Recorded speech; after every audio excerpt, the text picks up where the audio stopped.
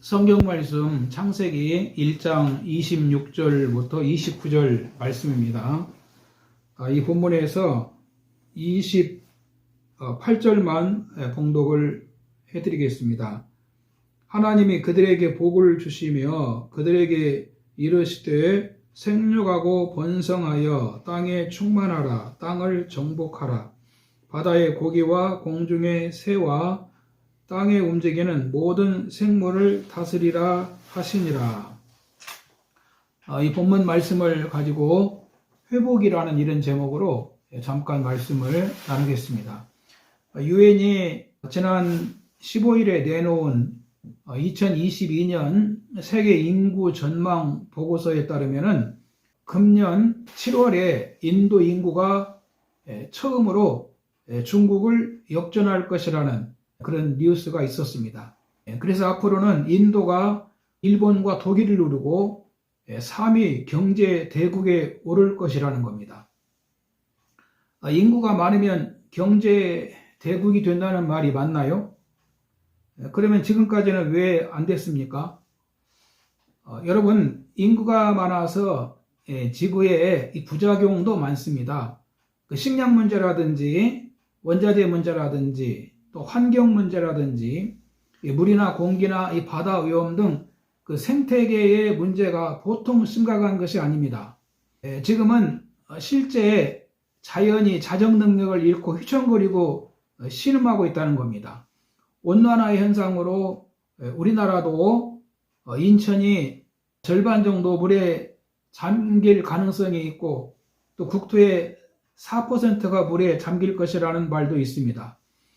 물 부족 상태도 심각합니다. 세계 인구의 15억 명이 안전한 식수를 이용하지 못하고 있다는 겁니다. 이뿐만이 아니고 사막화도 빠르게 진행되고 있다는 얘기가 있습니다. 중국에서만 보더라도 매년 서울 면적의 5배가량인 그 땅이 사막으로 바뀌고 있다는 겁니다. 그리고 과소비로 인한 자원 낭비와 오염이 심각합니다. 에너지 낭비도 심각합니다. 자연은 지금 병들 대로 병들어가고 있습니다. 공기도 물도 그리고 바다도 또 땅도 다 썩어가고 있다는 것입니다. 유턴할 수 있는 어떤 한계가 이미 넘었다라는 그런 얘기도 있습니다. 그러니까 인구가 많은 것이 중요한 것이 아니라는 겁니다. 인구가 많아져서 이 지구와 함께 인간도 병들면 좋겠습니까? 아니면은 이 땅에 하나님의 성도들이 많이 일어나는 것이 좋겠습니까? 오늘 본문을 통해서 이 회복에 대해서 함께 잠깐 말씀을 나누겠습니다. 첫 번째는 하나님의 인간을 하나님의 형상대로 만드시고 복을 주셨습니다. 하나님은 창조주이십니다. 이 세상의 모든 피조물을 만드셨는데 이 만드신 방법이 본문에 나와 있습니다. 11절, 21절, 25절에 보면 하나님은 곤충이라든지 동식물들을 그 종류대로 지으셨다고 말씀합니다. 그리고 이 본문 26절에 보면 하나님은 인간을 하나님의 형상대로 하나님을 닮은 자로 만드셨다라고 말씀을 하십니다. 인간이 다른 피조물과 다르다는 것입니다. 그러면 하나님의 형상이 무엇일까요? 창세기 2장 7절에 보면 하나님이 인간을 흙으로 지으신 다음에 그 코에 생기를 불어 넣으시어 생명이 되게 하셨다고 하십니다. 이것을 영적 생명, 곧 하나님의 형상이라고 이해할 수 있습니다. 다른 피조물들은 그냥 흙으로 만드시되 각기 종류대로 만드셨다고 하셨는데 인간은 코에 생기를 불어 넣으셨다는 것입니다. 이 부모가 자식을 낳으면 부모의 유전자가 자식에게 있지요. 그래서 자식에게 이 부모의 모습이 보이지 않습니까? 인간도 하나님을 닮게 만드셨다는 겁니다. 로마 카톨릭은 이것을 인간의 도덕적이고 합리적인 성품으로 보았습니다. 칼빈과 그의 제자들은 하나님과 동행하고 교제하는 내면적 하나님을 아는 영성이라고 했습니다. 루터는 하나님의 거룩과 지식을 닮은 것이라고 보았습니다. 그런데 성경은 예수님의 모습이 하나님의 형상이라는 겁니다. 골로새서 1장 15절에 보면 그는 보이지 아니하시는 하나님의 형상이요. 고린도후서 4장 4절에도 그 중에 이 세상 신이 믿지 아니하는 자들의 마음을 혼미케 하여 그리스도의 영광의 복음의 광채가 비치지 못하게 함이니 그리스도는 하나님의 형상이니라 라고 말씀하십니다. 하나님은 우리 인간을 처음에 하나님의 형상대로 지으셨습니다. 그리고 하나님은 하나님의 형상대로 창조된 인간에게 복을 주셨습니다. 이 복을 주셨다라는 이 말씀은 단어 의미가 하나님께 무릎을 꿇다는 뜻이 있습니다.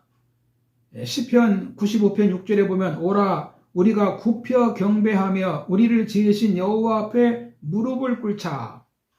창세기 9장 26절에는 하나님을 찬송할 수 있는 것을 말씀을 합니다.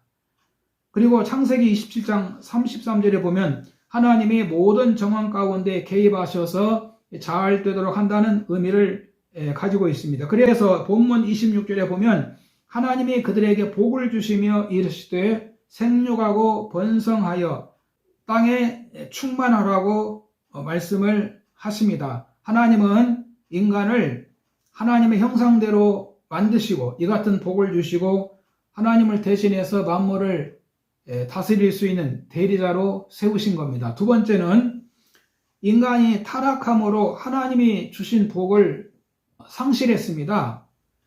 창세기 3장에 보면 인류의 시조가 에덴 동산에서 뱀의 유혹을 받고 타락합니다. 그래서 타락한 아담과 하와에게 변화가 찾아옵니다. 먼저는 마음에 부끄러움이 생깁니다. 죄가 있다는 것이지요. 그 다음에는 하나님의 낯을 피해서 나무 뒤로 숨어버립니다. 하나님이 두려워서 숨었다고 말합니다. 이뿐만이 아니라 원수가 생겼습니다. 마귀라는 원수가 생긴 겁니다. 또 해산의 고통과 수고가 찾아왔고 인간관계에 갈등이 시작됩니다. 그리고 땅도 저주를 받아 가시덤불과 엉겅퀴를 내고 이마에 땀을 흘리며 평생 수고해야 먹을 것이 생기고 결국은 죽음으로 끝나는 인생이 되었습니다. 그래서 에덴 동산에서 추방된 후 우리 인간 세상에서는 살인사건이 납니다. 가인이 아벨을 죽이고 라멕은 더 많은 사람을 죽이고 그리고 세상에 죄가 가득해지자 홍수 심판이 떨어집니다. 하나님의 형상을 잃어버린 인간들은 하나님의 축복도 완전히 상실하고 말았다는 것입니다. 세 번째는 하나님은 예수님을 보내셔서 인간이 하나님의 형상을 회복하게 하셨다는 겁니다. 하나님이 예수님을 보내셔서 우리 인간들을 구원하시고 하나님의 형상을 다시 회복하게 하셨습니다. 예수님이 왜 십자가에 죽으셨습니까? 인간들이 하나님의 형상을 회복하기 위함입니다. 인간은 스스로는 하나님의 형상을 회복할 수가 없습니다. 나무들이 스스로 겨울잠에서 깨어날 수 없듯이 인간 스스로는 마귀와 죄와 죽음에서 해방될 수가 없습니다. 그래서 하나님께서 예수님을 통해서 이 죄 문제를 해결해 주시고 성령을 통해서 주님을 믿고 거듭나게 하시고 예수님을 통해 새롭게 되어 하나님의 형상을 회복할 수 있게 하신 겁니다. 그래서 예수 믿는 사람들은 예수님을 닮아야 됩니다. 로마서 8장 29절에 보면 하나님이 미리 아신 자들을 또한 그 아들의 형상을 본받게 하기 위하여 미리 정하셨으니 이는 그로 많은 형제 중에서 맏아들이 되게 하려 하심이니라. 여러분, 우리는 이제 예수 믿는 사람은 무엇을 먹든지 마시든지 무엇을 하든지 하나님 영광을 위해서 해야 됩니다. 너희는 먼저 그 나라와 그의 의를 구하라. 그리하면 이 모든 것을 너희들에게 더하시리라라고 말씀하십니다. 로마서 8장 19절에 보면 피조물이 고대하는 바는 하나님의 아들들이 나타난 것이니 여러분, 하나님이 기뻐하는 성도들이 많이 일어나야 되는 겁니다. 결론입니다.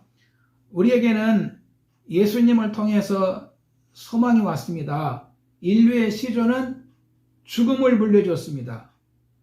그러나 예수님은 우리에게 새 생명과 구원의 소망을 주셨습니다. 그래서 예수 잘 믿는 것이 회복하는 겁니다. 계시록 22장 1절 이하에 보면은 그 새 예루살렘 성에는 어린 양의 보좌로부터 생명수의 강이 흐르고 좌우에 생명나무가 있어 달마다 실과를 맺는다고 말씀합니다. 다시는 저주가 없고 풍성한 열매가 있는 그런 약속이 성경에 우리에게 나타나 있습니다. 그러므로 여러분, 우리 성도들은 이런 약속을 믿고 신앙생활 잘 하셔야 됩니다. 이것이 바로 하나님이 우리에게 주신 축복을 다시 회복하는 길입니다. 할렐루야.